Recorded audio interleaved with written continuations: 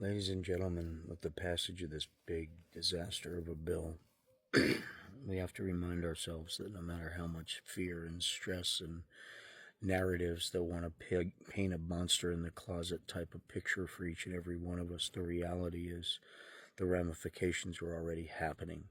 We can't pretend they're not going to happen. There are already hospitals that have closed because of this, because of the expectations of what the Medicare cuts are going to do. There are already things being canceled that people relied on, including me. There are already real life impacts, and I'm not trying to candy coat it or put it off and say it's not going to do anything for a while. That's not ever what I intended to say. What I'm trying to say is we need to keep fighting no matter what, because we know the whole thing behind this has to be stopped. And we have to recognize that all of the voices worldwide, all of the things that have been going on since 2016 and everything else that we are so frustrated with because we haven't seen enough of, we haven't heard enough evidence, we haven't heard enough whatever. We're not confident in the government for whatever. And now we're scared shitless because people we love and ourselves, our lives and their lives are being attacked directly. So billionaires can write off another private jet or buy a $50,000 handbag while at a wedding in Venice. As they take business away from all of the small businesses that rely on tourist season those weekends. When the city was closed, so a billionaire who can literally give $1 million to every single person on earth and still be the richest person on earth. Idea Bezos. Glad you enjoyed Venice. Did you help the small businesses that you screwed over by stroking you and your bride's ego? Doubt it. Birds of a feather. But they're all playing their parts in the script. They're all playing their parts in the Trump show because they have to keep up the storyline, the narrative that was pre-written, pre-agreed to as part of the way to get to the end game of their do-all, end-all business contracts and associations, not only with the United States, but with every freaking country in the world. Whether these countries wanted to deal with Donald Jackass Trump or not, he came up with a way that no one had a choice. The con man's whip.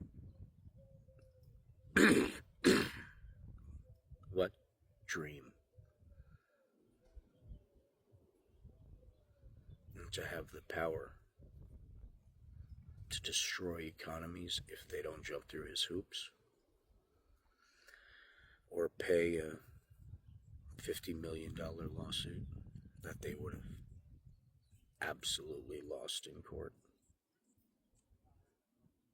and pay more later and more later and more later. Looking at it from the big picture, it's pretty freaking clear. Did you realize that when you contact an attorney, when you're looking at a business or whatever, and you contact a whole bunch of attorneys in an area, the person you're going up against can't use that attorney? So when Donald Trump tried to get all of the lawyers to come to him, that takes them off the table to be used to sue him later. Get it? When I say he knows how to manipulate the system, and so do the people around him, and that is how they did what they did. They put people in place years and years in advance who were they were like mainly county supervisors and people like that whose job actually could have a very negative impact on elections and what have you. And they were put in place by the Heritage Foundation. This is all stuff that's right out there in the open, if you just look for it.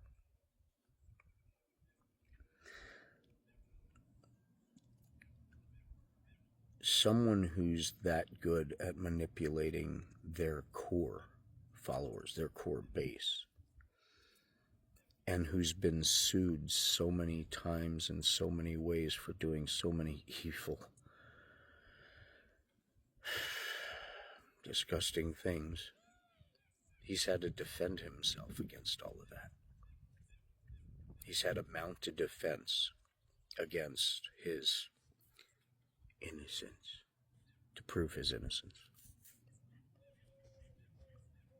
with all the other people that he had put in place. The investigators, attorneys' offices, kind of like when he got into office.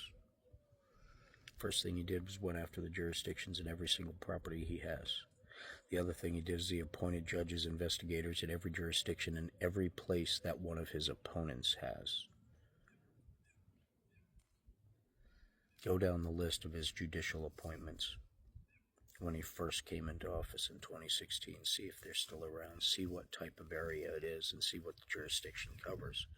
And then see if Nancy Pelosi, Joe Biden, Hunter Biden, the Clintons have properties or businesses there. There's an interesting thread you'll find if you look at the big picture. And what could they be used for, you may ask? Well, it's just a coincidence that when Hunter Biden's went on, a Trump-appointed investigator was the one who handled the case. Now, why would he personally hire that person in advance? If you know how to manipulate the system because you have been pursued by it for so long, you can manufacture a back office machine of evil, having the right people with the right technologies and the right power worldwide, with the right contract writing ability to buy, say, crypto coin with national budgets or sovereign investment funds. And even if they don't want to buy that crypto coin, you could have the transfer service to transfer the crypto coin that they do want to buy. It's a moneymaker too. Imagine if all the countries are forced to go to the table with someone who says the only way to get out of it is to buy some crypto coin or to sign up for a service brought to you by LinkedIn, Tesla, Starbucks, SpaceX, or a laundry list of other chosen businesses. It's one thing to expect people to see what's in front of them and for them just to be overwhelmed by the flooding of the zone of bullshit, which was intended, by the way, so people can't focus on what's really important. But recognizing that the depth to see that big picture that I just laid out for you, that's 100% verifiable.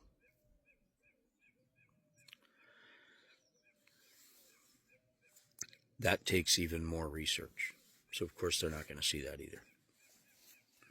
Ladies and gentlemen, that is why we need to pay attention to what's important in all of this show. Because the brass tacks of it all will destroy the futures of our children.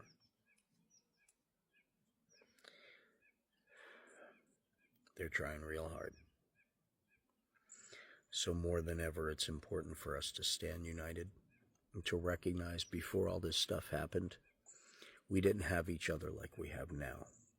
The vision in seeing the issues way longer before other people and having the discussions and strengthening, getting those words out and spreading the word of what's really there, because a lot of us saw that first.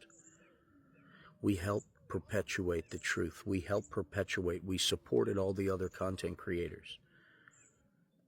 I need to ask you to keep doing that. Join in the protests in an intelligent, kind, nonviolent way. Call your Congress and your senators. Write email after email after email. Sign every petition you can. Get out and vote, vote, vote, vote, vote, no matter what point of what ticket, from a supervisor of a county to a whatever, Secretary of State. Now we know how important they are. And if there's operatives in all of those places, now you know what can truly be done. So now we're correcting that. And we're standing unified, shoulder to shoulder, as the Election Truth Alliance, as the smart elections and all those lawsuits prove, the data proves beyond the shadow of a doubt, one thing that we knew from the beginning. So let the scary sideshow take the news cycles for now. Keep our heads on straight and recognize we need to stay diligent, we need to stay educated, we need to be kind. Because we're in this together, all of us. And unified, we got this worldwide. Be safe. God bless.